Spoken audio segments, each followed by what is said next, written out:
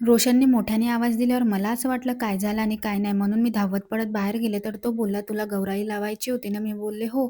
तर "मग आता संध्याकाळ झाली आहे, कधी लावणार आहे तू?" तर मी बोलले, "बस आता लावतच आहे." कारण तुम्हाला तर माहिती आहे आता येत आहे हरतालिकाचा सण आणि हरतालिकाच्या सणाला गौरी लागते आणि गौरीमध्ये आपण महादेवाची पिंडसुद्धा काढतो. तर म्हटलं चला आता 9 दिवसाची गौरी होत आहे तर पेरून घ्यावी. तर माझी सासूबाई पण बोलल्या, की "हो लावून घे गौरी." त्यामुळे त्या बोलल्या, की "माझ्या हातची तर चांगली निघत नाही. एक काम कर तूच लाव तिन्ही पण गौरी." एक छोटी गौरी मी गणपतीसाठी पेरली. 2-3 तास आधीच मी गहू भिजू घातले होते. तेच गहू मी इथे यूज करत आहे आणि जी माती दिसत आहे तुम्हाला त्यामध्ये मी ऑलरेडी खत मिक्स केलं आहे आणि रेतीसुद्धा मिक्स केली आहे. पण इतकं सर्व मिक्स केलं तर आपली गौराई छान निघते असं म्हणतात. म्हणून मग मी छान तिन्ही पण गौराई लावली आणि एका रूममध्ये आणून ठेवले. त्याला ना 2 दिवस असं मस्त छान पॅक ठेवायचं आणि मग तिसऱ्या दिवशी थोडं गॅप असलेलं काही पण झाकून ठेवायचं.